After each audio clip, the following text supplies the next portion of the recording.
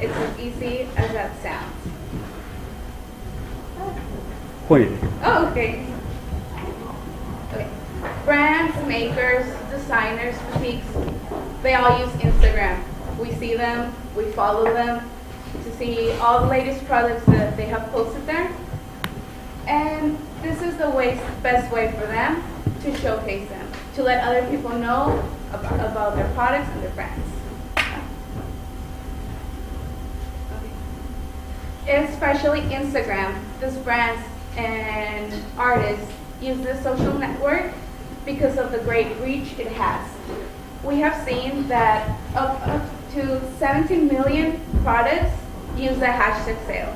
This means that there are tons of people there waiting to have their products from Instagram sold. And the problem is that they do not have an e-commerce site to sell them. This is a fast-growing trend. Instagram with more than 400 million users, this represents a lot of people who could benefit from having an e-commerce straight from their Instagram.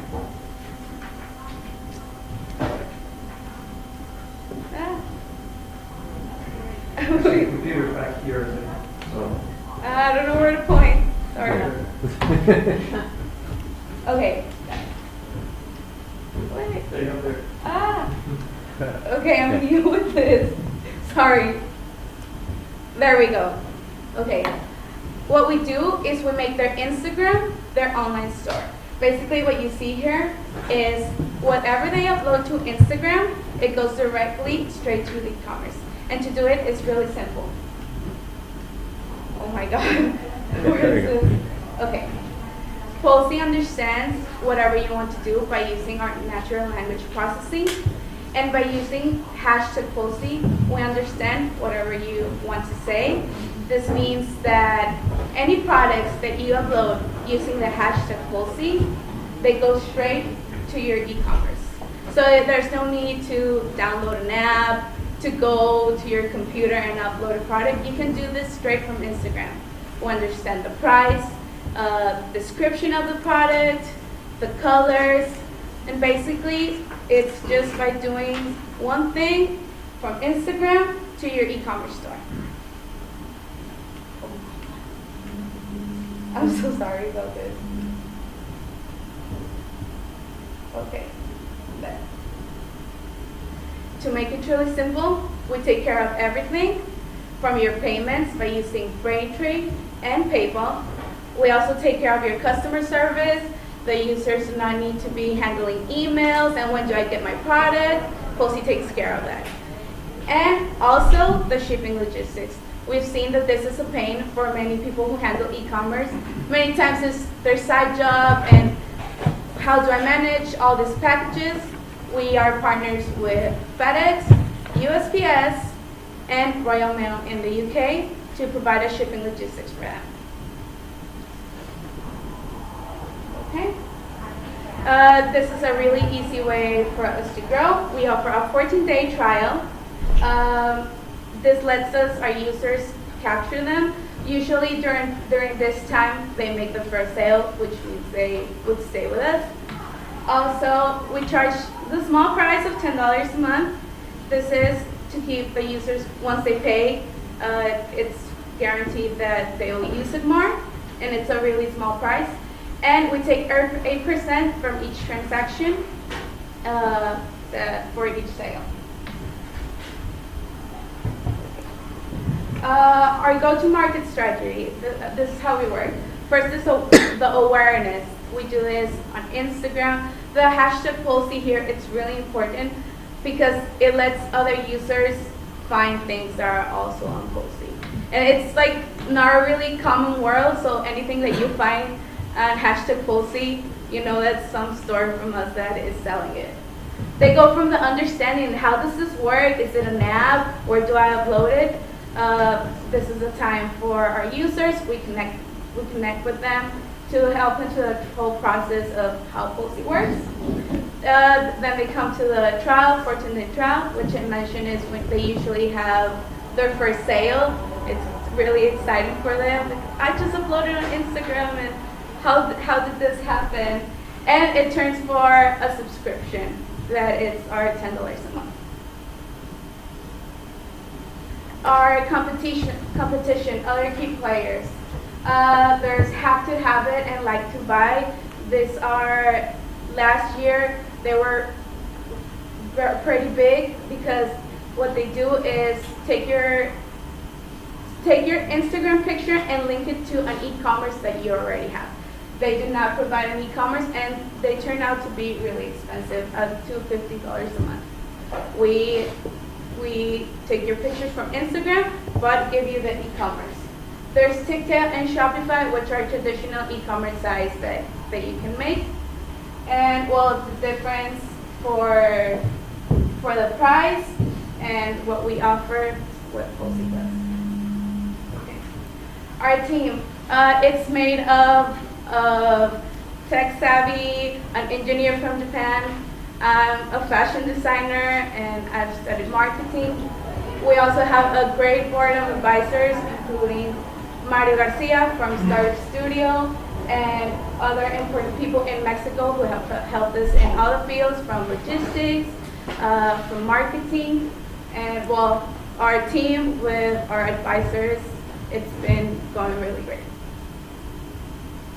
How are we doing the numbers for the market? Of all the users on Instagram, well, we're tracking all the hashtag sale and products. There are up to 20 million users that use Instagram as a way to sell. And what happens here is that most of them, they have to rely on other methods like physical sales, like emails, text messages, phone calls, to actually make them sale. As you know, they use Instagram to show what they have, and it's up to 20 million users who do not have that e-commerce solution. That represents 80% of this 20 million users. We are targeting right now 50%, which is the potential market in the US. We are already open in the US, but we're looking to grow here. And the market that this represents, it's about 44 million. The user growth in Pulse, it's been about 25 each month, sometimes less, sometimes more, but it's the average of how we've been growing each month. And well, we've had revenue since we launched last year. Okay. This is just the highlights of what we've been doing. Last year we were here at Southwest. We were the first Latin American company to be at the Accelerator, so that was pretty great to represent Mexico here. We were finalists in the Accelerator. Well, that was in March this year. We launched in June.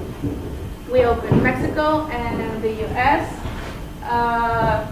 Right now we are launching our next version, which is a new redesign of the stores and more options for the users to do with their hashtags.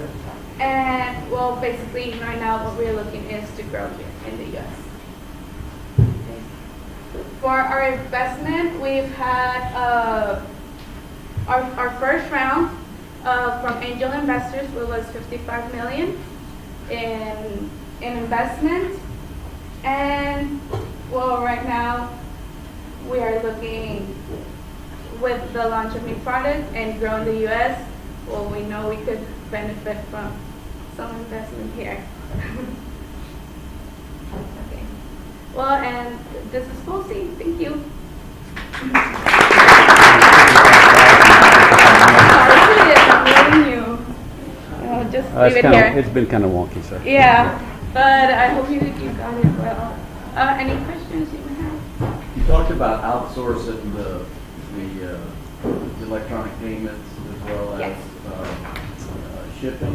Yes. What about customer service? Taking care of all the Instagram e-commerce sites and taking care of customers is what keeps them in business. How do you plan on doing that? Well, right now we've been managing well since we have more than 500 users right now. But hopefully, as we grow, we might need to have a customer service.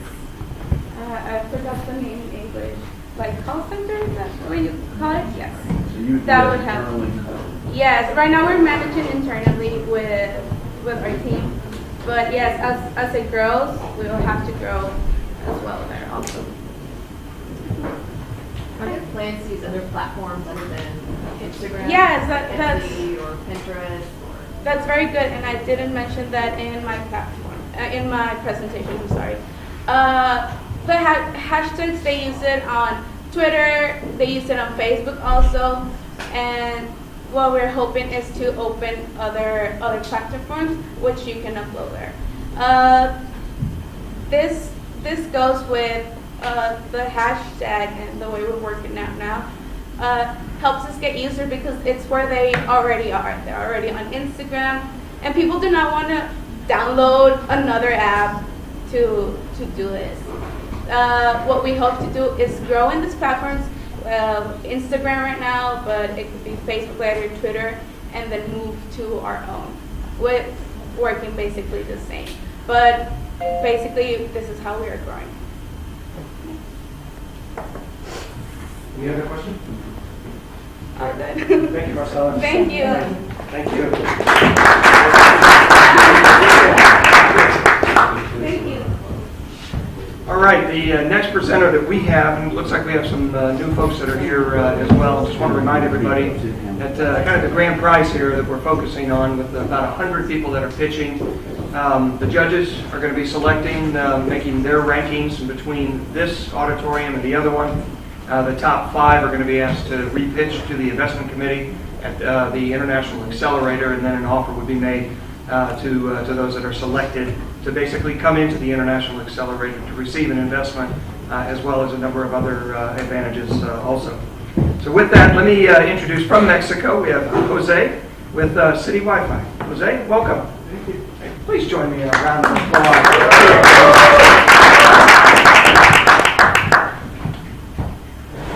He's going to get free Wi-Fi today.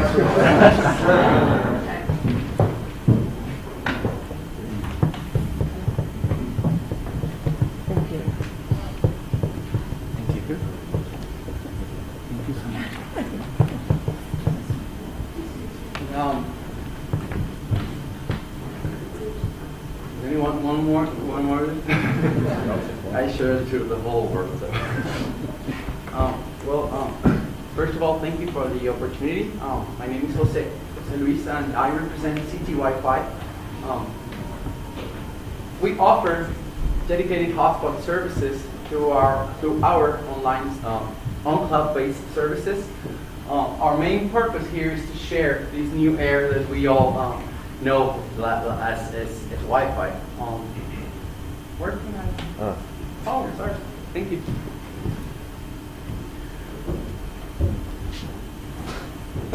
Point it this way or that way or something. Point it over this way. There you go. We're a startup. We're a Mexican startup. We started as an exercise for sharing Wi-Fi to people all over Mexico. As the difference between Mexico and the United States, for example, in Mexico there's a lot of demand of the usage of Wi-Fi services because of the services, the carrier services that has been offering through the years. It's kind of expensive, and this new technology helps a lot of people. When I met Eric, my partner, I asked him, how can we implement this technology to businesses in order to make a benefit? So we started to work with the hotspot the technology that you all know. We identified through this technology that all kinds of business can communicate with their customers, whether it's a survey, a video, or all kinds of dynamics. So basically, we share Wi-Fi with the businesses through their customers. We inform them. It can be whether video, survey, or whatever they want, and the redirection, and also deciding who can connect to this Wi-Fi and who cannot. We're 12 right now. This company has never been funded. All we have done is through basically all of the sales. We have been developing like a lot and selling. That's the whole thing we're doing right now. We have 2 years right now. Oh, we are too long. Oh, sorry. Oh my God.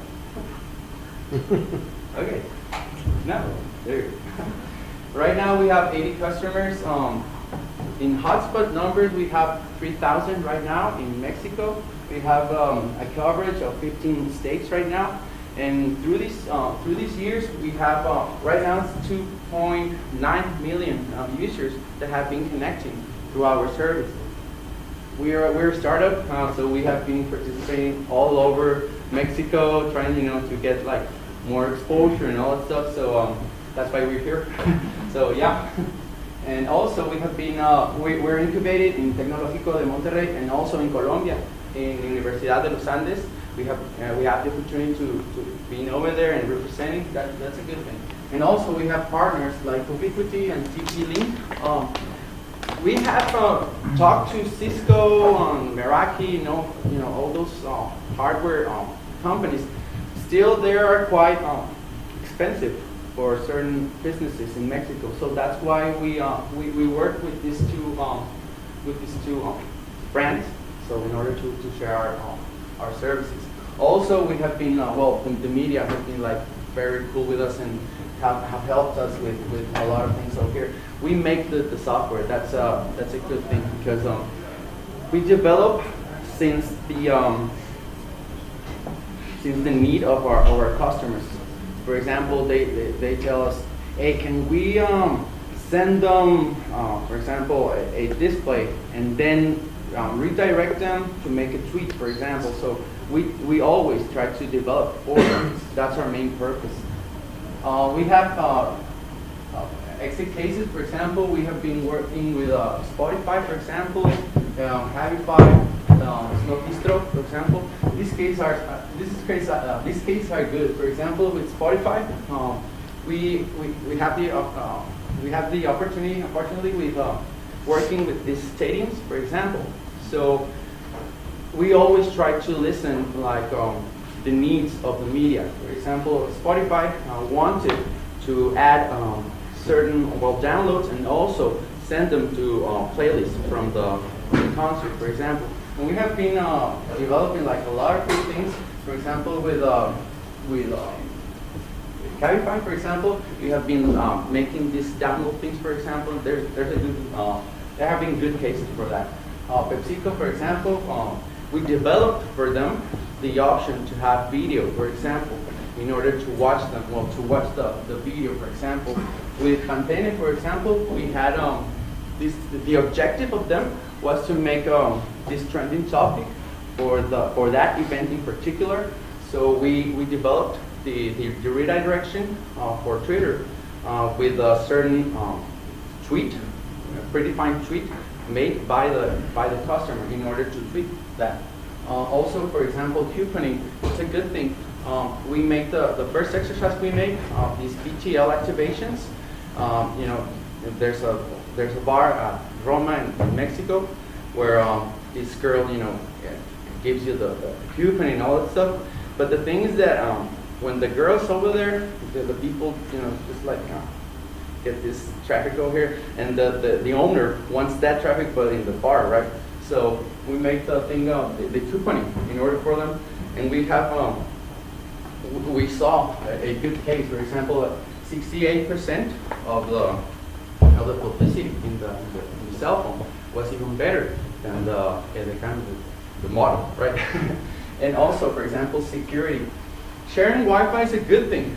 Still, you have neighbors, you have a lot of actors involved in this thing, so everyone can connect, and that's a good thing. Still, sometimes people just like connect a lot, like 7 hours. So that's the thing. So we developed for them this hamburger store. The thing that you can block your employees and also your neighbors, and that's a good thing because we identified that the hotspot can help you as a as a human resource digital media. How is that works? For example, the employee can connect, but still they won't see the coupon. They will see a message that the brand sends to the employees, like go to work, or I don't know. You know, it works like that. So we have been identifying a lot of opportunities through a hotspot like that. Also, for example, the thing with car dealers, you know, we talked to them, we identified their needs. For example, the selling process for them is a lot of information, right? You go to the dealer car, and they go like, what's your name? And you know, they have this data. So we had a good dynamic for them. We developed the thing for service for them, specifically, right? So it has been a good experiences with that. Also,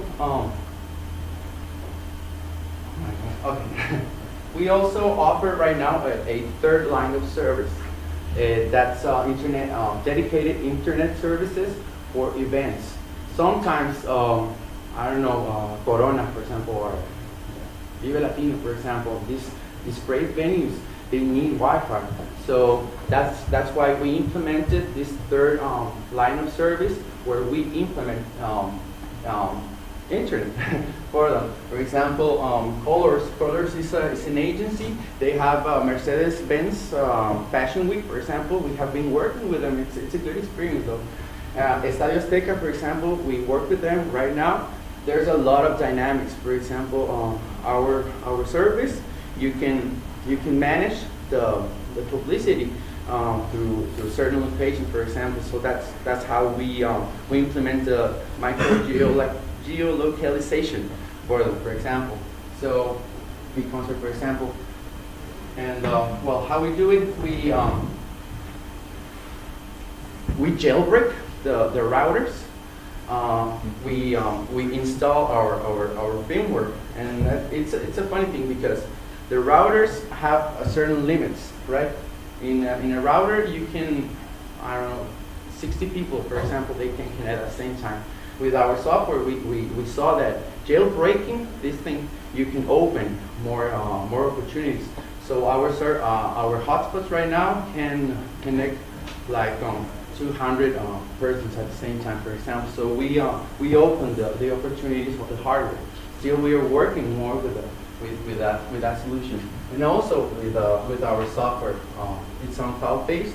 We offer the customers their user, the password, and they can see all kinds of analytics. Additionally, we offer them their reports, for example, their targets, or the segmentations of their customers. So still, it's a good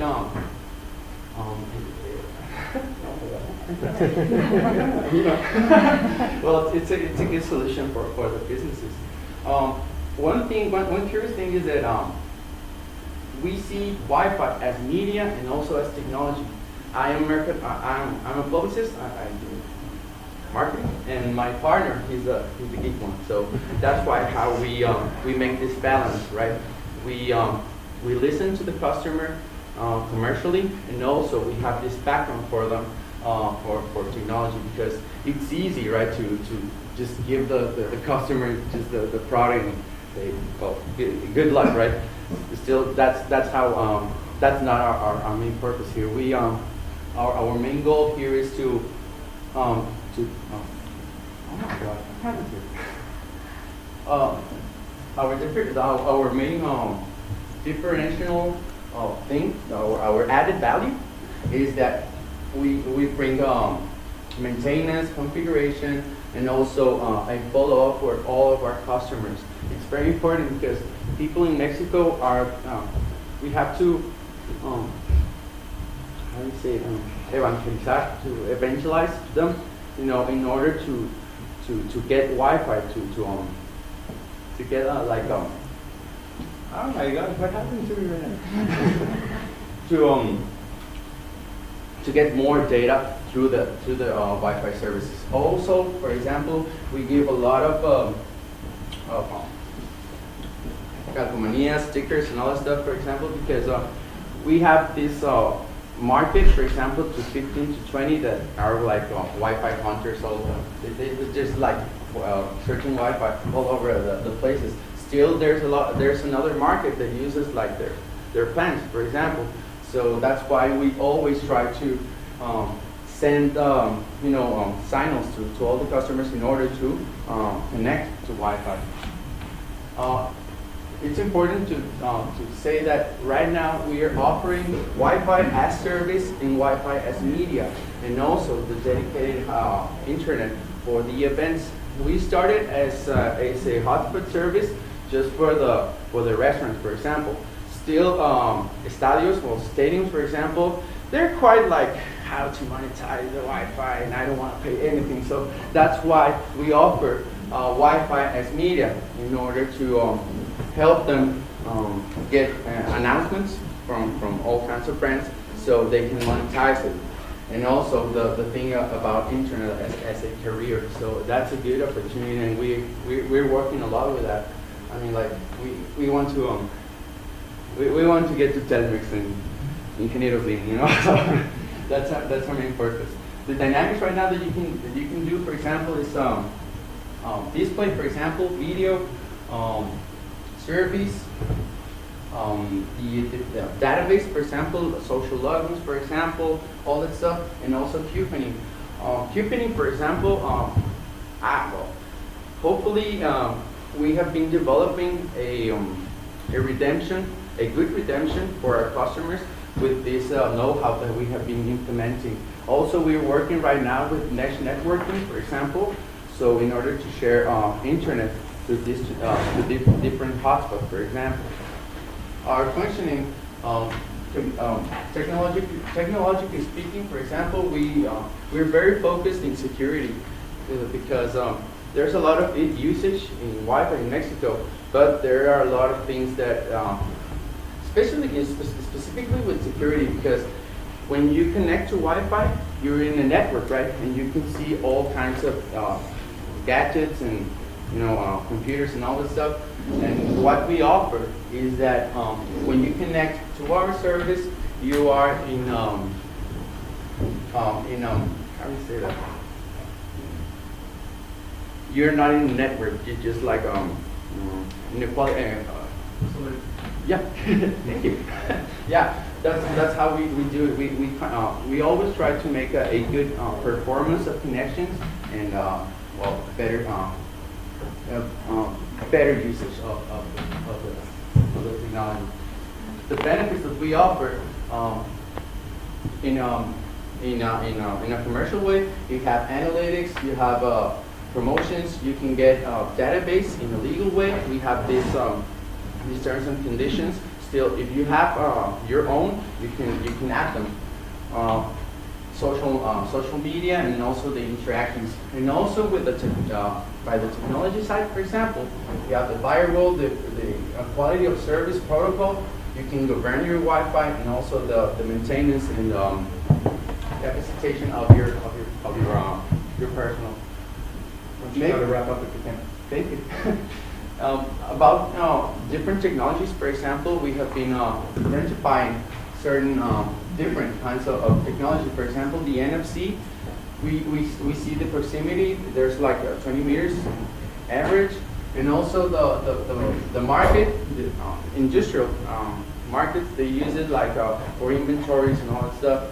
Beacon, for example, marketing is the thing that the proximity marketing. That's how the beacon always implement. Li-Fi, for example, we have been working with certain guys over there. It's a good thing. We want to get over there. Still, it's domestic, and right now it's it's been developing right now.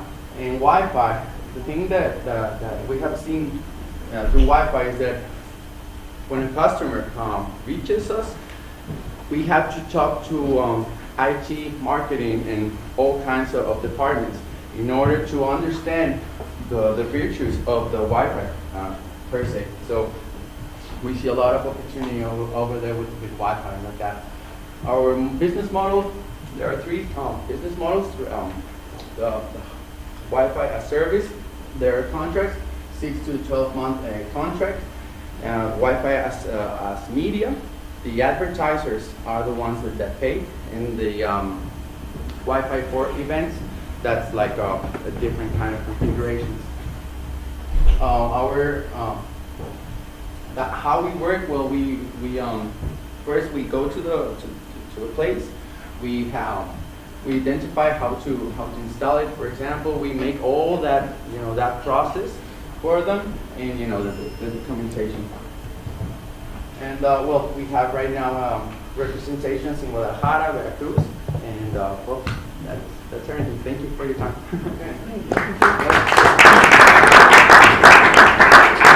You got 2 minutes for questions. So please ask your questions. If you can make your responses brief, that would be fantastic. What can you tell us about current revenue and your needs and revenue growth? We have been growing since we started. For example, right now we are selling 2 million pesos. Right now in 2 years, 2 years that we've been working, and our growth is like very, very important. The main service that has been like very profitable for us are the events and media. Still, we love to work with these little cafes, for example, as service. Why? Because we help them to make marketing strategies. For example, as a cafe, they tell us, hey, I'm new at this thing. For example, what should I do with your hotspot? You gotta do like a database, for example. If there's a bar, for example, I have a lot of promotions, for example, and the connections that we have are Android, for example, to make Qfin, for example. So we always try to get in touch with our customers. So yeah, that's what this our company has never been funded.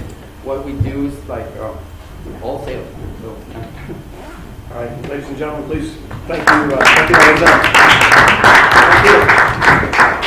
All right, thus far we've had Germany, we've had Mexico, we've had Greece, but now we have Hungary. It's going to be coming. All right, we've got Peter's going to be joining us from Springtown. Thank you.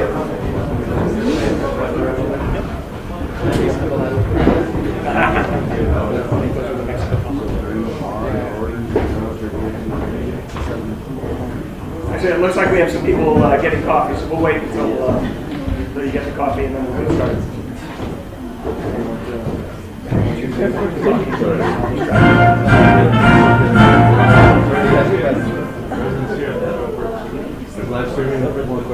It's a live stream. I'm not going to. I wanted to check the audio. Oh, it is? That's your video. Okay. Yes, the president has a right. He's going to wait until you're done. Get the coffee.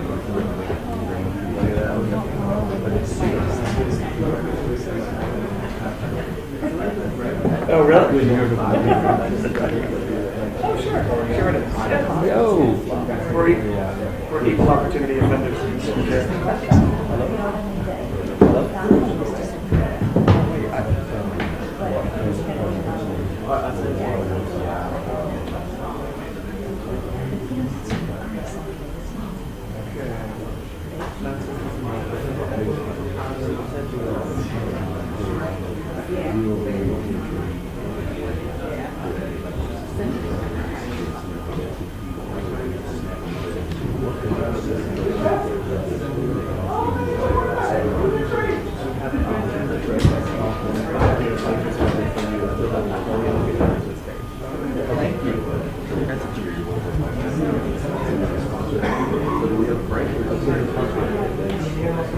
I think they just the coffee's finally brewed. It's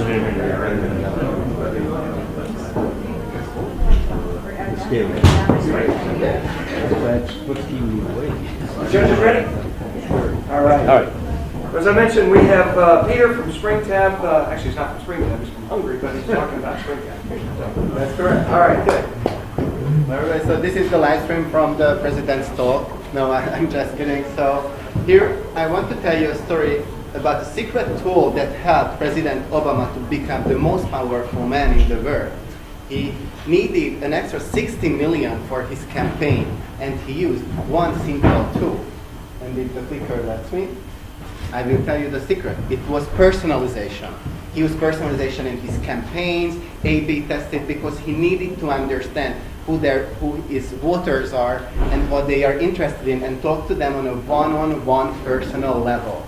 And this is why we created SpringTap. We want to help brands like content providers to get to know their customers on a deeper level and provide them the best possible experience. Our mission is to create as many versions of a website, as many visitors they get. This is why we created SpringTap. So without looking behind my back, I will try.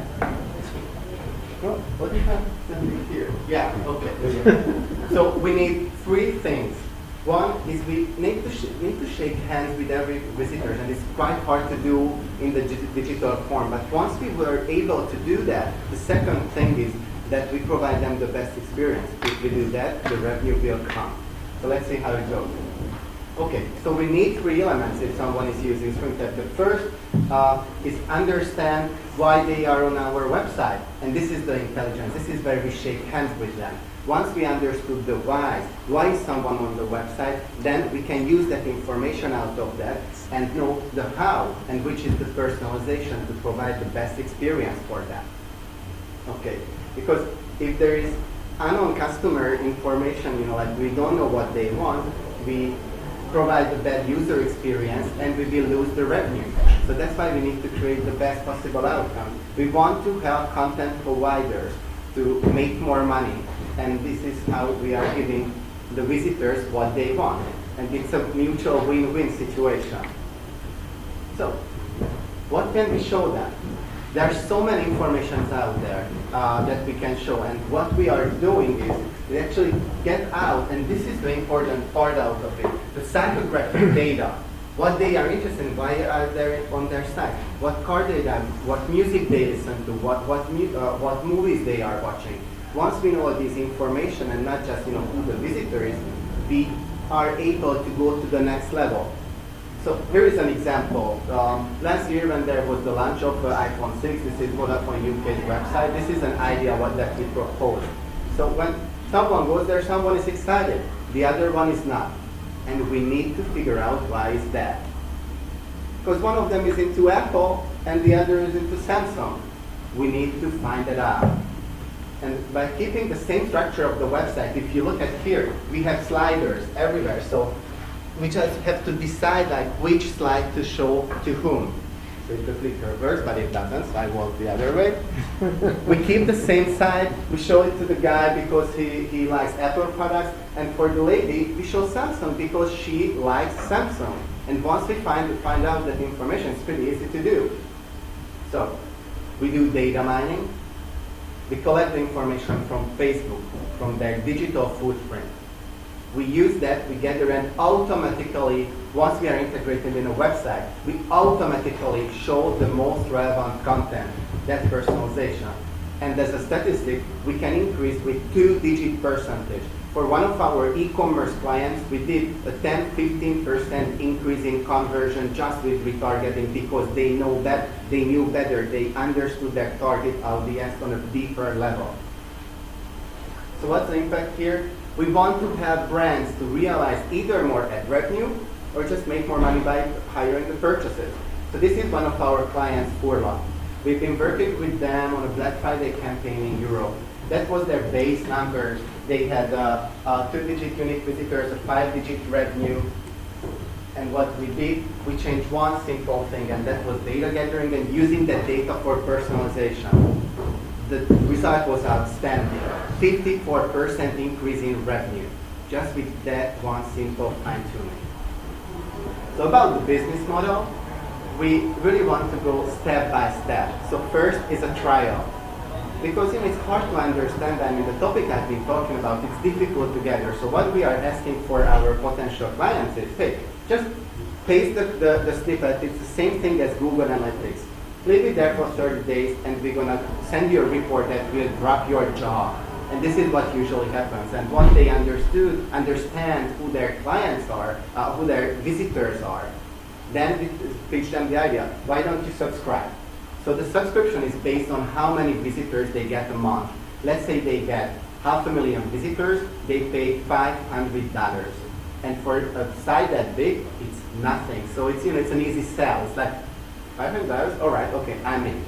So that's the step one. And once they are there, we tell them that it's really good that you have all these insights, but why don't you build the database? And the database costs less than reaching the same people using digital advertising.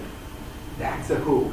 So now they are building the database. They are more connected to have this relationship with their customers. So at the end, this is where we show our value proposition. Personalize the experience for everybody. And that, depending on how complex it gets, it goes for a few $1,000s a month. And that's the process that we are taking our potential clients through.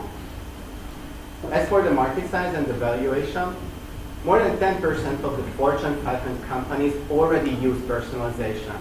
And as for spending, more than $3 billion is spent just in social media campaigns. And the number is growing. That's a typical hockey stick thing. Okay, it's the spider last week. All right. Okay, as for competition, it's the 5-step of Dave Meckler's user acquisition metrics. And what we usually say is that it shouldn't be about which is better than the other, but if we combine them, can we get a better ROI? And we already work with some of these great providers, service providers, and what we could show, if you integrate SpringTap, you can get a higher ROI. That is it about for competition.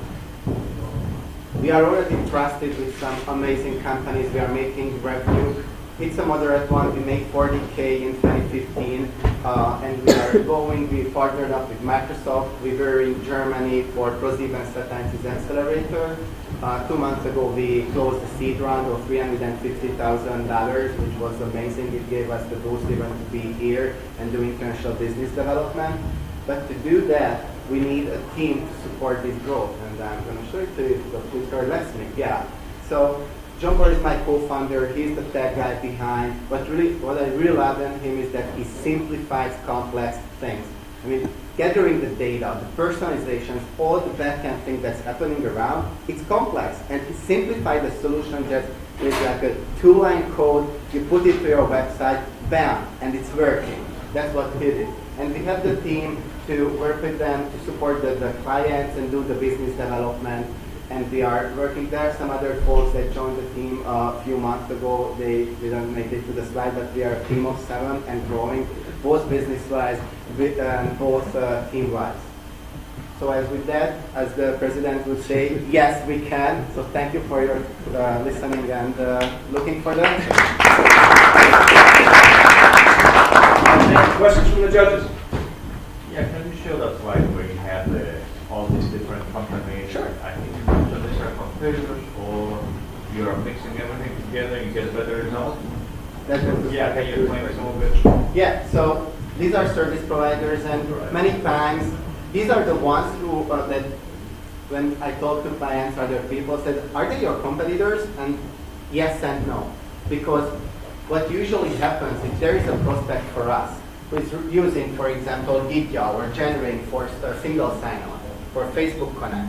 What happens is that they say that I already use that. And I'm like, okay, that's good. So integrate SpringTap to work together. And like, no, I'm fine with that. So that kind of gives a competitive edge to that. And we need to educate them and let them understand that actually we can make it better. So do you, I don't understand that as well, you take the same data that Google Analytics gets and you combine it with all the other data and then you present it in one place, or how does it work? It's a very important question, where we get the data from. We right now focus on social profiles, so mainly Facebook, and we combine that. I mean, the brands who we work with, they can combine it with Google Analytics, Mixpanel, with any analytics platform. But for example, Google Analytics is anonym, right? So if it scans the site, all the visitors, but they don't shake their hands, they don't know who they are. But once we use Facebook login, we know who they are. We shook hands with them. So we identify them, and this is how we can build a database. And we use their digital footprint. We are not scanning what they do on the website. we want to understand who they are and what do they do on the web, like in general and digital. So we understand their psychographic. So once we get the data from Facebook, we put it in our database, and the statistics, we use it, we can mix it with analytics and anything else, whatever the client wants. So does this require the user to Log in. log in? Exactly. So Yeah. if I have It's a a very website, important. it's not gonna help me out. What right? website? So if I go and I visit, I'm your customer, right? If somebody comes to my website, I need to ask for something from you for your Yes. product to kick in, right? Yeah, that's a pre-qualification process. So if there is a website not using Facebook login because it's not worth to them or in another business they are in, that's not our client. That's totally fine. Usually what happens with websites, we use Facebook login, so users, visitors log in on their websites, is that they are the most potential ones. They are the loyal customers. You know, there is the 80-20 rule with the Pareto principle. So it kind of goes the same way. The ones who log in with Facebook are the 20% who is the most potential one. Any other questions? Thank you very much for your attention. Thank you.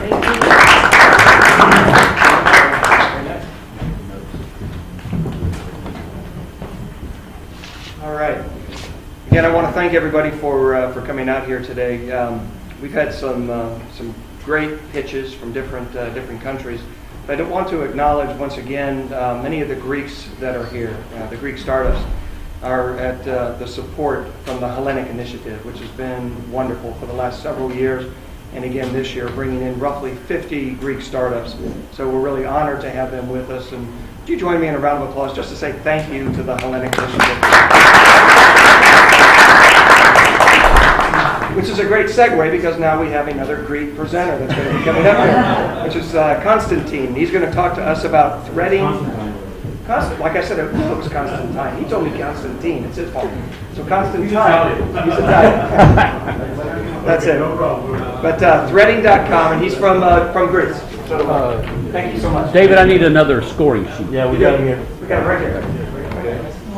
Pass several down. All right, there you go. Well, first of all, I'd like to correct you, that's David. I'm a Greek, but I'm from Canada. Okay, so that's point number one. Actually, Ted Cruz was here. And I didn't present the Greek initiative, by the way. We came in alone. So we did this alone. We took a 15-hour trip over here, and we're dead tired, of course. So after Angel's party last night, I wrote some stuff down because I was sure to forget everything. But I usually do this anyway. When I give presentations, I usually write things down, and I just say things out of the top of my head anyway. So I waste my time. Anyways, threading is a generic social network. It's a generic social network. So I've been asked by various people in the past few days since I've been here, what's your vertical? What do you cover? And I say everything, because it's a generic social network. Now, there haven't been a lot of generic social networks coming out into the market, and this thing took us about 4 years to develop. So it's a really big thing. And by the way, we are officially announcing it today. So after 4 years, this is an official announcement, and we'll be tweeting some stuff as well. So the importance of user recognition and through validation or a response from others is a very important thing when we share things on the web. It's very important. It's probably the most important thing that we do when we share. We try to get recognition and validation from others. So we use others as a mirror of what we actually share. Where's this thing? We're going to show you a little video here. That way? There you go. All right. Can you increase the volume? I need to.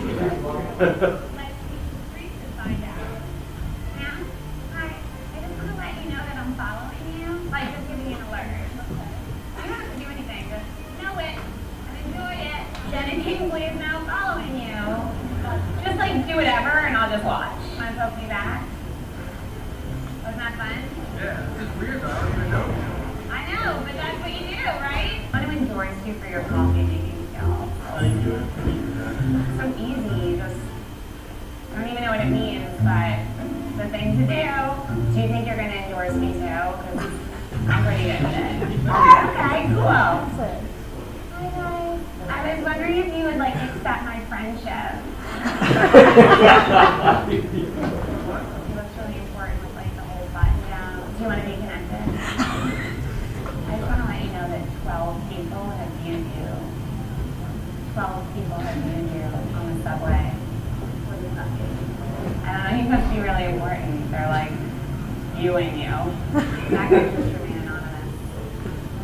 7 people have viewed you on the subway. I have just stepped into Grand Central Station. What's your name? Jenna and Andrew have just checked into Grand Central Station with about 452 other people. I am getting so many views right now.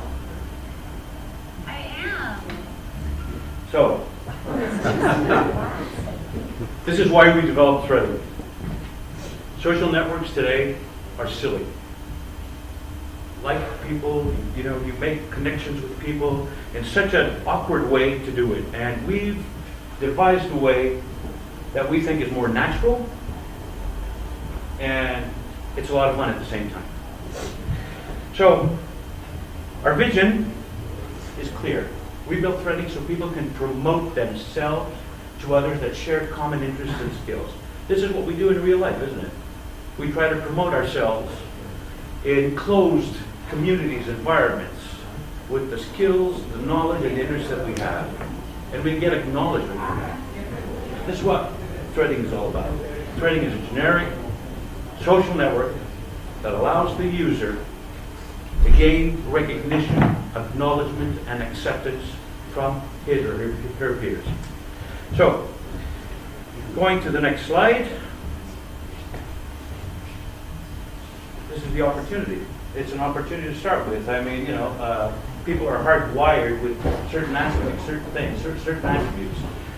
People want to feel significant. People want to connect. These are hardwired things inside. They've been around since the beginning of mankind and society. And this is what Threading is challenging right now. Threading is challenging what's not happening, actually. You saw a little bit about it in the video before. It was a funny video. I didn't show the whole thing. You can Google it, and it's on YouTube. You can see the whole thing over there. All right. So, why are we doing it now? Well, we need to fix the likes and the similar flat user recognition achievement models that are around. Like, take Facebook, for instance. You can post something. People will like it. You might get 1,000 likes. You might get 2,000 likes. It's a very temporary rush. You're going to get that rush just for that few seconds, and then it's gone. It's gone in the feed. It's gone out of your mind. It's gone out of everything. So we think that these flat models need to be challenged. We've challenged these flat models by building a system that really, what it does is, it's a gamified social network, and what it does is it allows the user to create collections that he or she believes are interesting, or let's say part of his skill set or her skill set, and share these with a common group of people who will, of course, rate these collections and elevate this particular user up the ladder of the specific social community.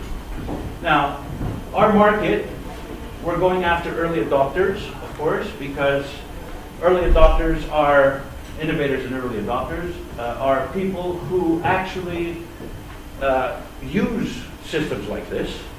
And they use them because they're the ones that take chances. They take chances to use something new. Let's face it, Facebook and Twitter and Pinterest have been around for a long time, so it's not going to be easy for us to attract likers or followers. We need to get the innovators into the system so they can start creating the collection, start getting the ratings from the other users and their community in specific. So, our competition, Google and Pinterest right now. We don't see Facebook as a competitor. The reason is that Google and Pinterest both have, most recently Google, of course, have a collection scheme within their framework, within their applications. We use collections in order for customers to create, our customers to create their collections, and so they can be validated or acknowledged from their peers. So where are we stronger than Google? We have a gamification effect, as I mentioned before. We'll talk about this a little bit later. We have a user recognition scheme. It's in place. We have a structured content services module within the system, a 5-star collection rating, extended content metadata, and of course, a very, very strong and natural privacy scheme, which I will talk about a little bit later. With Pinterest, okay, Pinterest doesn't have a social layer, so they're not really a competitor. They don't have gamification, they don't have a user recognition scheme. They don't support all the content types that we support as a company. We can support all office types, for instance, Word, Excel, database documents, whatever, and we can include these in a collection. Okay? So they don't have a 5-star rating and content metadata and a privacy scheme. This is where we're stronger. So let's talk a little bit about the product. The first thing is the privacy scheme. The privacy scheme is a pyramid-based privacy scheme. It's a natural thing to think about. Just think about it a little bit. When you get close to somebody, when you're on the top side of that pyramid, when you get close to somebody, that person close to you will be close to you in that pyramid as well. So let's say your spouse will probably be in the second level of that pyramid. Let's say you have just an acquaintance with somebody. Would be somewhere around here. Okay? If you get closer to this person, you can move them up in the ladder. Bring them up to the 4th level, or the 3rd, or the 2nd. So this is a natural way to keep people close or far away, okay, based on the type of relationship that you have. The second issue, and these are all patented technologies, by the way, I forgot to mention that, US patented, provisional patent. The second thing is the way we create collections. I think you can't see this very well, but each one of these blocks over here is a collection that users have created. And these collections have little bits and pieces of information in them, which can be either sites or uploads from the customer or the user himself. And these collections are rated from the customer. This is an easy, straightforward process to do within the system. You can create a collection in less than 2 minutes. Okay? Either web information or websites or your own stuff that you upload out of your library and your disk. The third section and most important thing is the gamification of the social network itself. This is something that's been patented as well, where each user, as you can see, has its own profile. And you can't see those letters up there, they're too small. But each user actually uploads stuff within specific chosen categories and is rated within those categories. And based on the ratings that the system and the other users give, that particular user moves up in the ladder in that particular social group. So, George, for instance, here, he's sitting in the room, this guy back here. That's about 10 years ago, George. Thanks. I'm going to give you away now. He actually does. What do you work on, George? Videos or what? Videos, animals. All right. So he works on a couple of those categories over there, and he's been rated. He's an advanced beginner in the first section. It's, the second one, which is what? It's design and culture. He's a beginner there. And he's becoming into an expert in the third category. I can't remember what that is. But each user can actually play in 3 different categories at any point of time and be rated within those categories. So let's say if you're a doctor, you probably go into the medical section. I said it's a generic social network, right? You can go in there and upload stuff about medicine, about whatever else you do as a doctor, and you'll be rated from other doctors within your particular group. Or you can do fashion. You can be a shoe collector or something. You can be an astrophysicist. You can be anything you want in here. Just like in real life, you can do anything you want. We leave that up to the user to choose his group, his or her groups, and the categories in which he functions and gets rated in. So this is Pathway Technology, as I said before. Now, our roadmap is pretty aggressive. I want to mention 3 things, basically.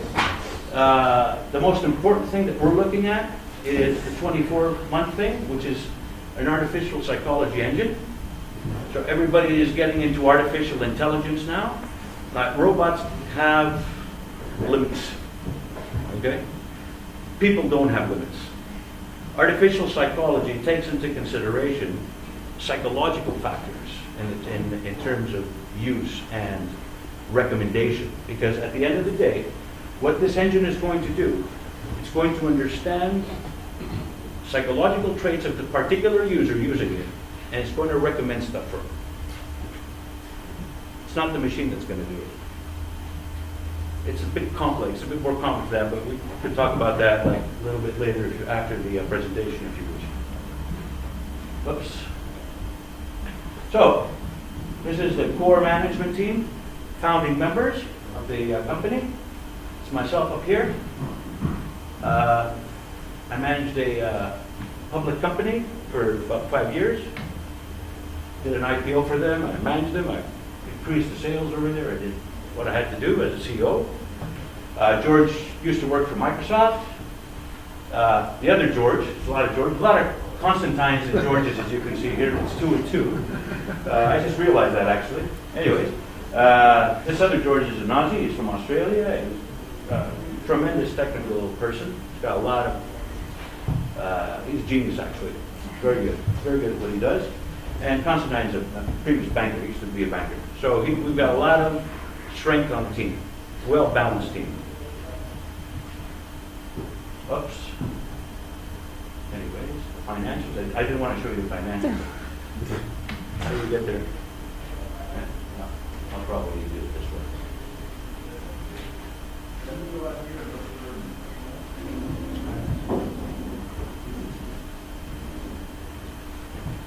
All right. Now they're smaller. So the company's looking for money. Basically, we've already spent a couple of $1 million, and we need another 10 to actually realize our dreams here.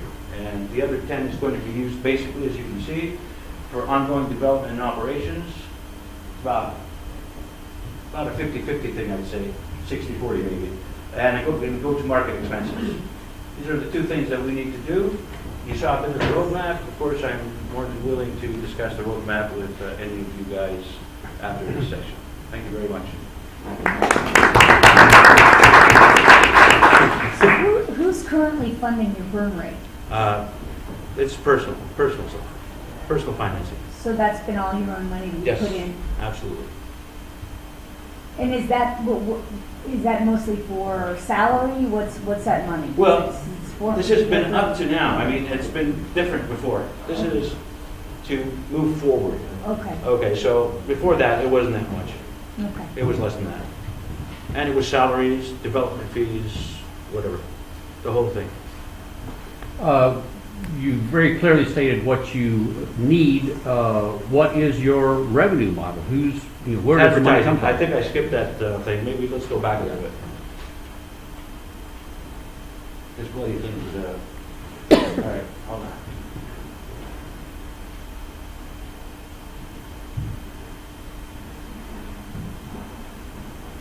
Isn't that thing in here, George? Social networking. Here we go again. Go forward. There. No? No, keep going. That's the market size, but. No? One more, couple more. No? There you go. There you All go. right. All right. So advertising. Advertising would be, of course, the main target to make money here. And the reason is clear. It's absolutely clear. And the reason is, when you have people creating collections, they actually define themselves 100%. 100%. Whatever they do, they define themselves. So if you define yourself at that level, it's going to be quite easy to go to an advertising company and say, look, we're not going to give any names away. We're not going to do that. But what we're going to do is we're going to give bunches of IPs and say, okay, these guys over here love red cars that go 180 kilometers an hour. Okay? And that would be able, that will allow the advertisers to target their customers much, much better. Just to give you an example. Yeah. Sure. So this might be, I mean, obvious, but how hard would it be for something that's already existing to compete with you? I mean, something that's already set up, has the name recognition already. Well, I don't think that something is already existing here. I mean, our differentiation levels here are massive. We're talking about big differences, okay? Okay, we do the likes, and we do the sharing, and we do all this kind of stuff. But we do everything else. And this, you know, this other stuff that we've done is patented. So it's going to be a bit difficult for other companies to say, oh yeah, I thought about that, but I didn't do it. It's going to be difficult for them to go and do it right now. Where is it patented? Is it patented In the locally? U.S. Is it, what about international patents? Is it No, that hasn't been protected? done yet. This is our next step. Our next step. That would be the easy part, I'd say. The U.S. is probably going to be the most difficult thing at the end of the day. Please. On your particular page, you have like 3 subject areas, and say it's a generic database. Yeah. But how narrowly can you slice within? You say you go to medical. Now I want to go to surgery, Well, we have, or you know. okay, we have 34 generic categories, Mhm. and you can slice as, you know, as detailed as you want below these categories. So you go under medical, and then you would, you know, go deeper into medical, let's say. Who's creating those slices? Is it you or the No, users no, it's the themselves? user. It's the user. It's the user. Chair, can you help us understand, how do these licenses relate to the pyramid? The pyramid is how close you are to your. There are two, right? they're, And- yes, Right, okay. there's two things going at the same time, right? Well, yeah, there's a pyramid for privacy, and there's also a pyramid for user advancement within a specific category. It's not really a pyramid. The other thing isn't a pyramid, it's a leveling thing. Okay, so this is the difference between those two, if I understood your question correctly. Did I? Yeah. Okay. So let me ask you, if you're interested in the red cars that go 180 miles an hour, Yeah. you create a category for that? I create a collection that's called red cars for 180 miles Yes, an you hour. would. And I start uploading Absolutely. fancy- This is exactly what you would do. And then 3 other people in the world are interested in that, and we start uploading. Red car Enthusiasts, right. collections. And then we, the 4 of us, basically rate each other for content that we provide to Yeah. that collection. You would be rated by the car people as well, the Okay. remainder of that category. Okay. So you would be rated from those people as well. Rated by what? By Rated based on based on what? based on the quality of your collection, of course. Okay. And would that not be? Would not the manufacturers of specific red cars want to rate you higher if you promote their cars? I mean, is that where the revenue will come in? Well, that would probably happen, wouldn't it? Yeah. That would probably happen. We have time for one more question. Yeah. What's the strategy for going out and driving, customers to begin to adopt the, the early innovators? Well, we're going to go after specific groups of people via social media, believe it or not. And we're going to address needs of innovators and early adopters within those marketing efforts. I don't know, did I answer your question? So how do you know who they are? Where you just Yeah, we advertise them? basically know what groups we're going to address, Right. yes, for sure. Definitely, we do know. 68%. It's 68%. It says it up there. I don't know how to just pass it. Is that it? So basically, your presence here for also, the idea of participating in Accelerate is just, it's also around raising money, right? Absolutely. Is that the big focus? Yes, absolutely. That's our focus. Yeah. That's part of our focus. Say 80% of it. It's an important. It is 80%. I said it. Okay, so thank you very much for your. Thank you, guys.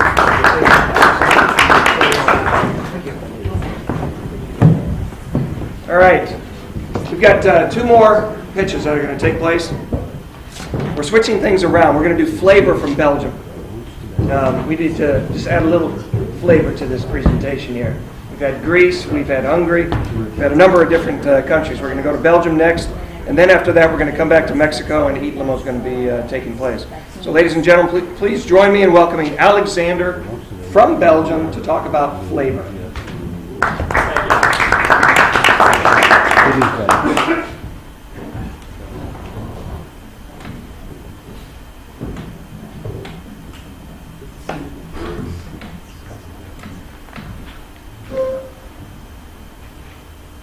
All right, perfect. Hi, everyone. My name is Alex, and I'm the co-founder and CEO of Flavor. Now, let me tell you a quick story, because before I founded Flavor with my other two co-founders, I was working as a strategy consultant in Brussels, Belgium, and I'm living in Antwerp. Now, Brussels, Antwerp, it's about 1 hour, 1.5 hour of commuting. And so you know that being a consultant, that's not exactly 9-to-5 job. So when I arrived in Antwerp again, I was just too tired and I didn't really want to cook anymore. But here is the problem. I really like good food. I love good food and I love cooking. So I had this frustration because what are the alternatives? I mean, I had a great girlfriend who was taking care of me, but many people like me, for example, they don't. And so what are the alternatives? It's either the regular food takeaway platforms, it's fast food, it's restaurant food, which is really expensive, but it's never the food that you make at home. But there is a solution, and the solution lies with these people. These people are people that are truly talented with cooking. They have great cooking skills, but they're only cooking for themselves.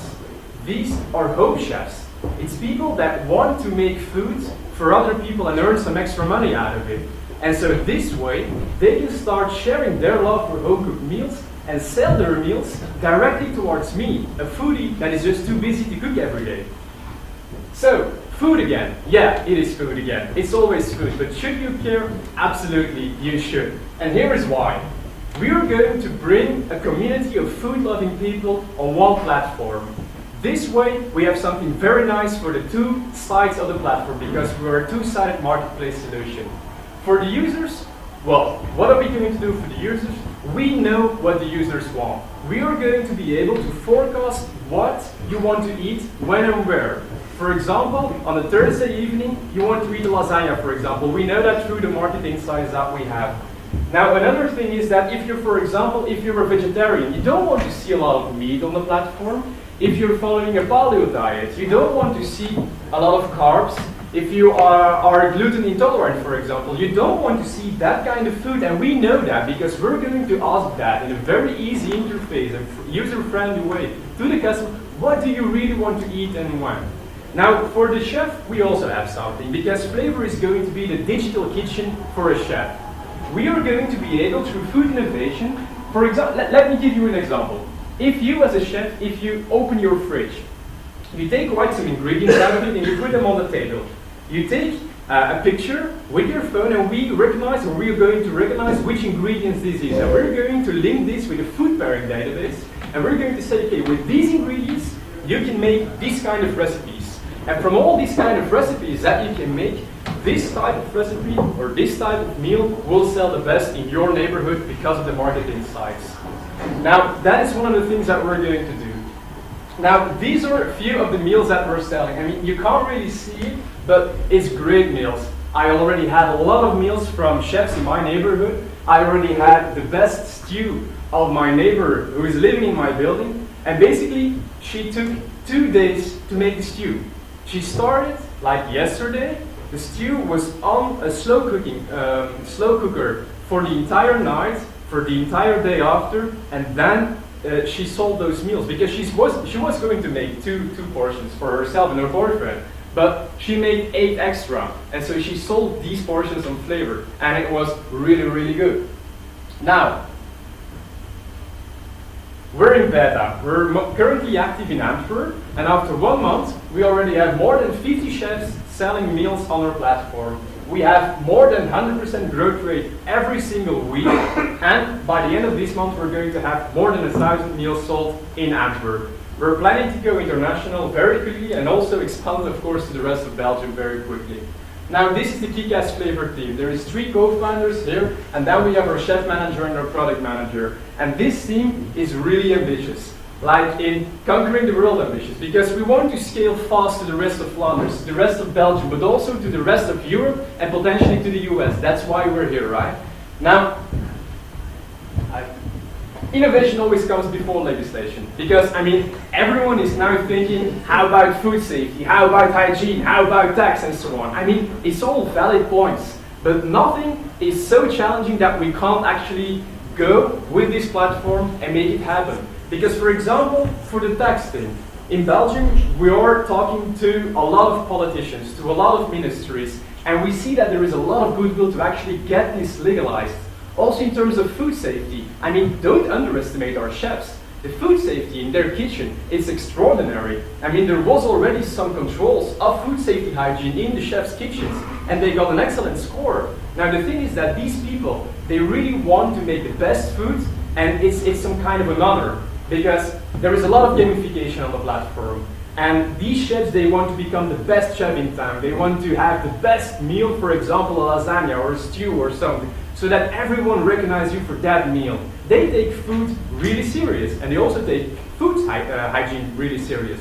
We're also discussing with insurers, and so in a few months, or in a few weeks, hopefully, we're going to be able to insure all the flavor chefs, all the home chefs that are on the platform, we're going to be able to insure them for food safety liability insurance. So that is, the innovation always comes before legislation, and that is what we are currently working on very, very hard.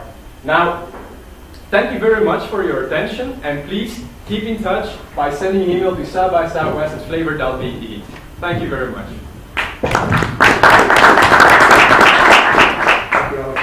Questions from the judges? So how does the delivery work? I order it, when I come home, is it there? What ends up happening Yes. logistically? No, that's a very good question. So there is two types how the meal goes from point A to point B. The first one is pickup.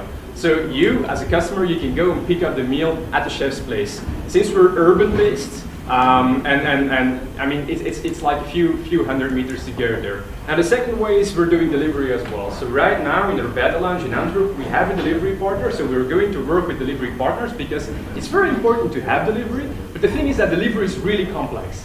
And it takes a lot of operational excellence, but there is a lot of companies doing that already. So we're going to partner up with them, and we're going to focus on our core competence, which is the matchmaking and food innovation part. But indeed, there is two ways, pickup and delivery at your place. But the chef always stays home. That is the only constant there.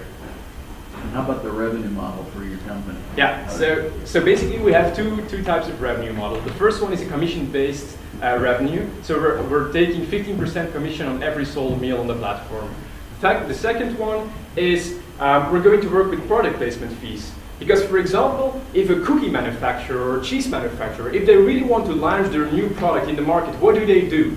I mean, most of the time, they put a stand in the retailer and they do some sampling. But what Flavor has is we're going to have this huge community of food-loving people that want to experiment. These chefs want to experiment with these ingredients. And we can push these ingredients to these chefs that can make incredible things with it. We can do some competitions. Who can make the best meal with this new type of cheese? And we put a really famous chef in the jury, for example, and they can do it. That way, we have a really good community building, which is our marketing. We have the awareness, and we are creating extra value for the FMCG. So that is the second type of revenue model that we have. What if I like a particular chef so much that I start talking to the chef and say, hey, can you cook for me outside of Flavor? Yeah, of course. I mean, you can do that. I'm not going to be the one that stops you, but Flavor is going to be the one that actually stops you. And why? It's because there is going to be a lot of gamification in the platform, and the convenience should really be the core of our service. So it should be really easy to find a meal that you love, to order it, to get it delivered at home, and you also want to get some points, because, for example, every chef wants to become the best chef in town. Okay, that's clear. But also you as a user, you can become the best reviewer in town. Because, for example, if you reviewed a lot of chefs, then you get extra bonus points. Then you can become a VIP customer, for example. You get extra services, you get extra discounts, you get extra points. People are going to follow you. So that is also one way of recognition that you want as a customer, and that we offer. And that way we're going to make sure that everyone stays on the platform, because it's just so nice to be there, to be in touch with all these people, and to actually get this community going. To that last point, if I may, your example was you made eight extra portions. Yeah. Okay, there's it's like a little micro restaurant, which is brilliant, Yeah. but with the high rating, if she's only making 8 extra portions, there's only 8 people that ever get to eat the meal. Yeah. Is this a way for these budding chefs to actually grow their base? Yeah. They can, and again, they've got the scale to Yeah. expand Yeah. at home, or suddenly they shift into a Exactly. new mode. Yeah. And that is exactly what we want to do, because Flavor wants to become a chef accelerator. And by doing this, we want to promote entrepreneurship locally, because there is going to be a lot of people that love to cook, that want to do some extra. And by working on Flavor, they can start on a small scale. But if they get some traction, and if people really love their food, and if they love doing it, I mean, they can go professionally. That's exactly what we want to do. And that way, we can make people entrepreneurs.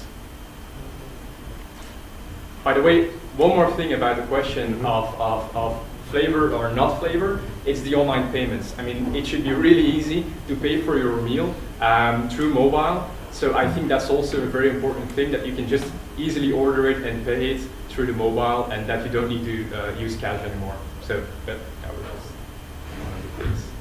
Any other questions for Alexander? Timing, expansion, you're in one place now, right? Yeah, So the idea of expansion, and how does that work?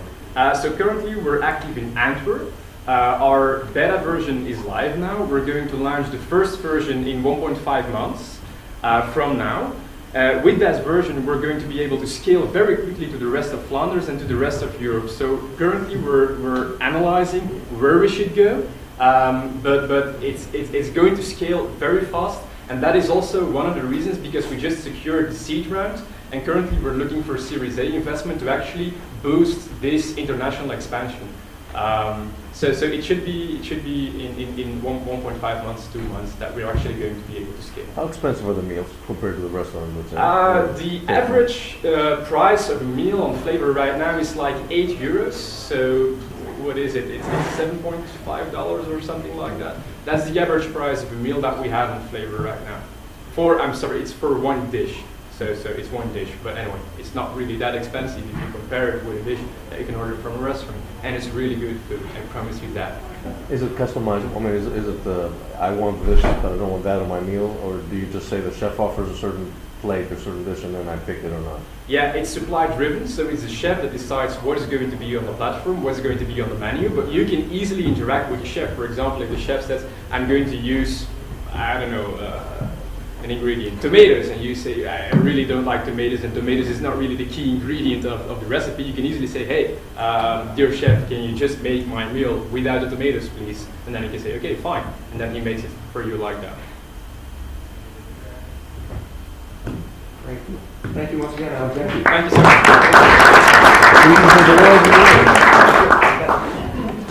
All right, we're going to go from Belgium. We're going to go back to Mexico with Eat Limo, and we're going to have Enrique. Enrique, why don't you come on up? Ladies and gentlemen, please join me in welcoming Enrique.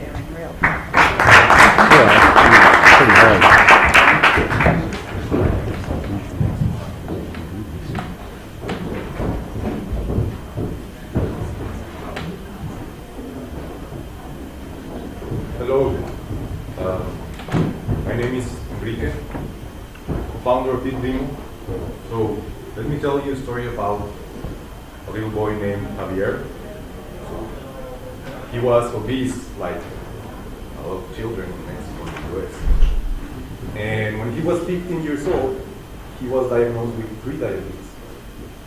Now this meant that if he didn't do anything for himself, and habits, for example, he was doomed to have diabetes for the rest of his life. So Javier tried really hard. He changed his habits, and plus he changed his lifestyle and his life. And it was really hard, and it is really hard today. And I know this because I am Javier. Not working.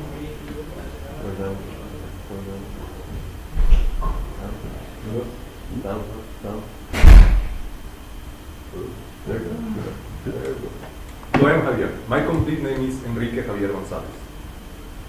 And believe me, it is still really hard today. But this opened my eyes to something much bigger. So in the US and in Mexico, 1 out of every 2 children are obese. in Mexico, the first cause of death is diabetes. We have a really big problem here.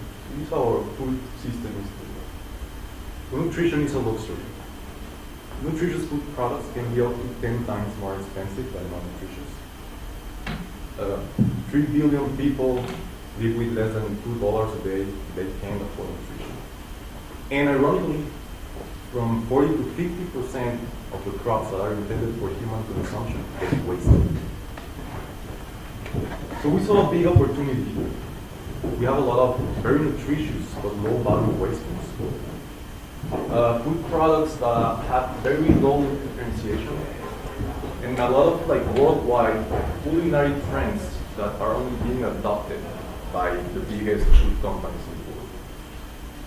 So the question was, how can we take these very nutritious recipes along with the culinary trends to make our food 10 times better in nutrition, flavor, and affordability?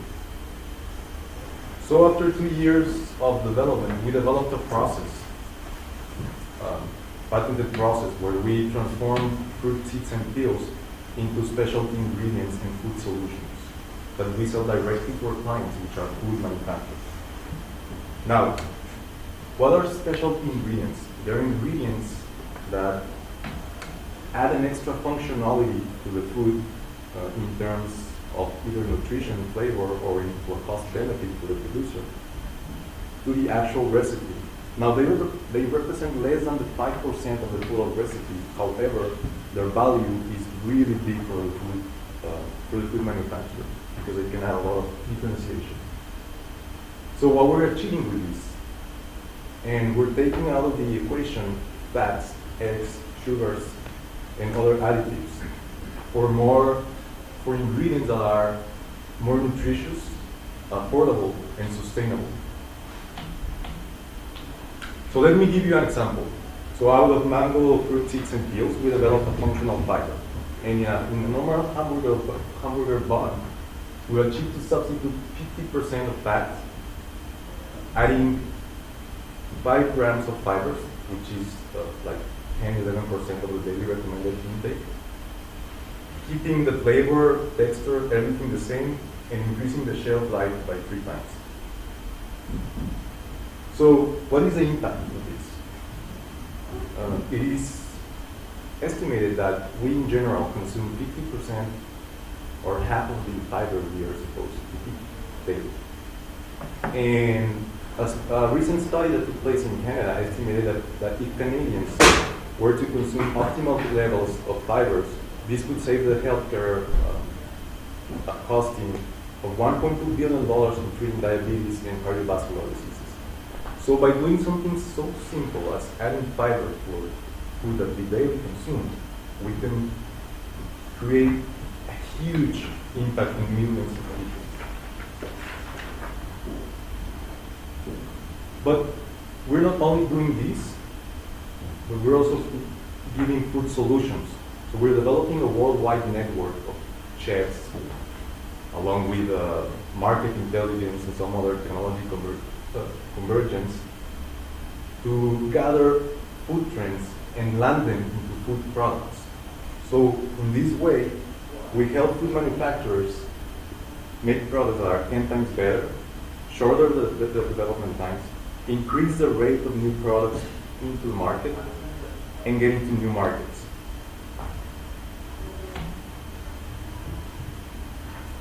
So we started actually a pilot plant in January, and since then we have a pipeline of 8 clients. There are 1, 2, 3, 4, 5, 6, 12. In these few weeks we have 2 more. And out of these 6, 4 look for us. And we're working now with some of the companies that are recognized as the most innovative and disruptive in the food industry world. So this is something pretty cool and pretty big for a company like us, which we are in pilot phase. And we're aiming to be a global company. So this is our team. Myself, Enrique Gonzalez, studied economics and had a food business before. My partner, Flavio Siller, he studied biotechnology. He has a master's degree in biochemical engineering. We have a business and a technology advisory board. We have two investors, a fund called Bridge 37 and Singularity University. So we are Dino, and we make it possible. We make food affordable, delicious, nutritious, sustainable. So more children like little Javier can have a second chance and enjoy a healthier life. Thank you. Could you go back to your revenue slide, please? Yes. And give us a little more on that. Yeah. So right now we're in pilot phase. We have a pilot plant with like capacity of producing about half a ton of special PGA for first development is a functional fiber. That translates to how much in revenue? So this year we're aiming to do about $150,000 in revenue. So right now we're actually selling to small companies or ingredients because of the production capacity. Like if I want a big company, I need to have a bigger plant. And right now what we're doing is,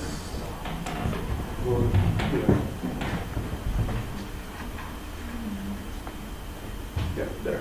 So like some of our clients are big companies in Mexico, but they're in retail, but they're not innovating fast enough. They're getting beat by multinationals.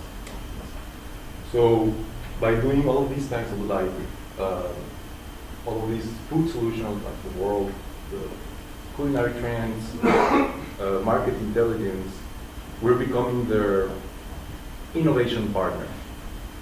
So that's like a service part. We're like a service. We're like just opening because the market is like, hey, help me with this. And they will be paying you for the service. Yeah, exactly. So like in 5 years, what we're aiming to do, can we go to the, there. Actually what we're aiming to do in September, we want to have a set of like 4 specialty ingredients so we can mix them and create solutions there. But what we're aiming to do is we want to give these services along with an infrastructure when, okay, so I'm going to help you make a better product and you put your ingredients in those products. And the other thing we've changed since January is that we're developing like tailored specialty ingredients. And that's why big companies like Clif Bar, Possible Foods, and Complete, which you may know because they're from here in the US, they look for us because they have certain needs in functionality and nutrition. I mean, they know about the culinary trend, they don't need those services, but they want specific technology in food ingredients. So currently you have one product you said? You have the fiber? Yeah, so we developed a process, and by changing the parameters of the process, we can change the functionality of that product. We have a product, we have several waste and byproducts, which we are characterizing from each product. So that's why we're in pilot phase. But yeah, we have a product that we sell. So that revenue you mentioned comes from this one product? So the revenue I mentioned from this year will come part from the product and part from the services of the store. Yes. Just an example, Clif Bar. Yeah. What did they want from you and what did you give them? Yeah. So Clif Bar, what they're looking for? They're looking for more like actually goes to also Impossible Foods.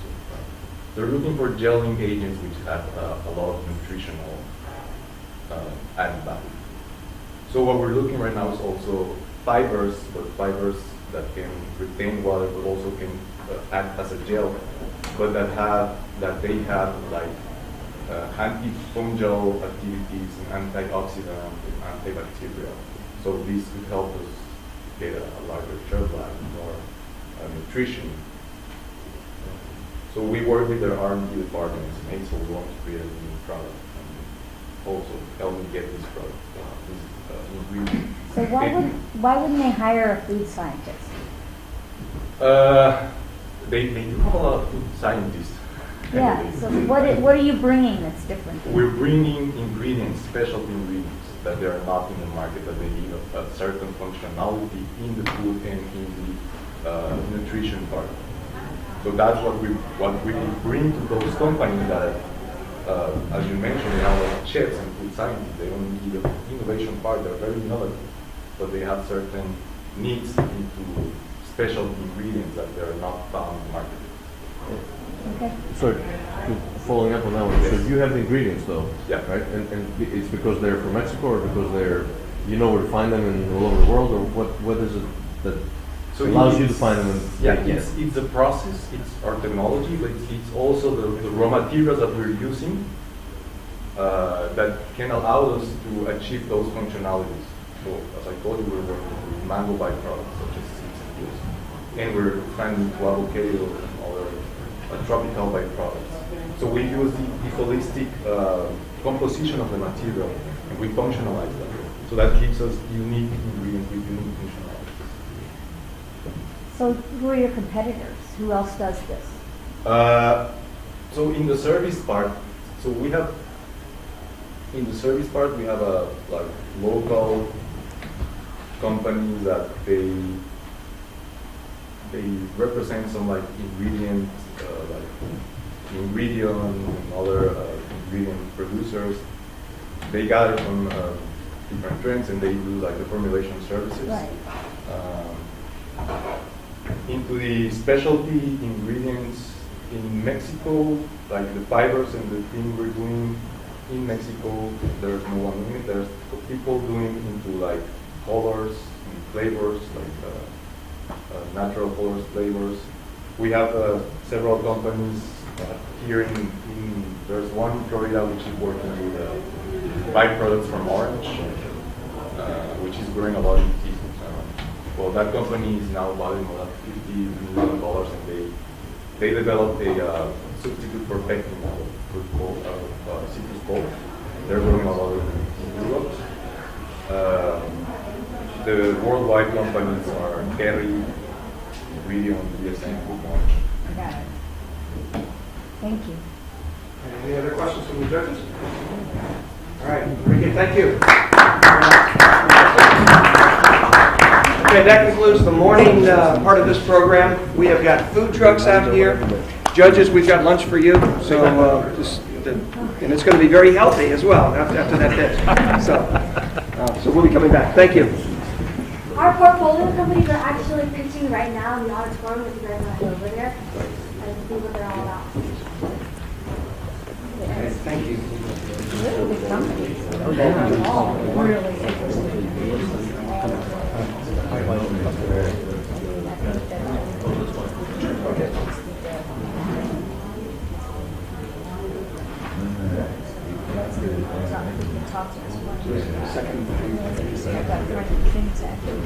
Find that interesting.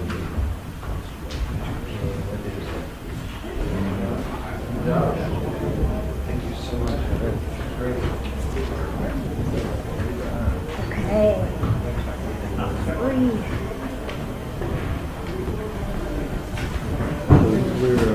Oh, okay, let me tell you, going back to the first auditorium, that behind the stage is where the sandwiches are, the meal. Okay? These are some great questions, guys. Oh, thank you so much. Thank you. Yeah, and you know RC, right?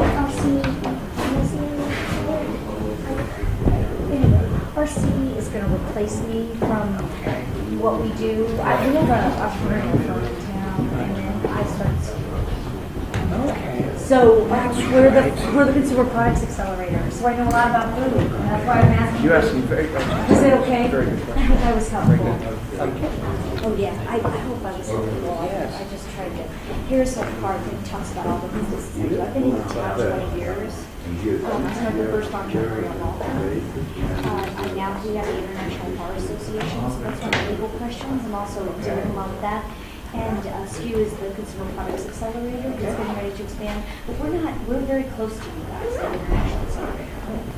Yeah, so I've been in town for a long time, and we help people be successful. So we put communities around companies and act as a legal consultancy. So a lot of the issues, it just spans a wide range what we do. So who's coming is one of my young partners in the firm, the law firm. His name is RC, and RC works with me on lots of different things. But he's, he's going to be great. And he also speaks, our firm is also multicultural. He's Spanish speaking, but yeah, a lot of these companies are very interesting, and we can come and support International Accelerator with respect to food and beverage. Specifically, a lot of expertise in that. I have a network in town of about 100 mentors in food and beverage and innovation space. One of our people on our board just got hired by UT to bring innovation and design to across campus at UT. So we have some really amazing people. Well, I definitely would love to follow up and learn more about how we can. I am really sorry because I didn't mean to do the plug. It's just they don't mention Austin, and frankly, Austin now is a consumer products town. It is. You're exactly right. I was just like, I had to do it. I had to do one. And I like this. Because we want to get them here, Exactly. No, those guys were really awesome. What they're doing, what Whole Foods, Trader Joe's, this is what these companies are trying to do is create their own products. Yeah, you're exactly right. So, but anyway, it was really nice to meet you. Yeah, I hope I was helpful. Very helpful. Very helpful. Okay. Okay. All right. Fantastic. What I guess he's going to put that up. What I want to do is, I know one of the things that you're going to be doing is the kind of a 3-minute video with the Hellenic Initiative in Greece and so on and so forth. So what I want to do is, if you could film it as if the audience is full, you can dub in, superimpose, do a voice track of applause or something when I ask for applause or something. Because what I'd like to do is I want to say some really nice things about the Hellenic Initiative for what they have done. And if you could just film that, I'd appreciate that. Yeah. Is that okay? Yeah. So you're going to be standing at the podium just like normal. Oh, we turn that up.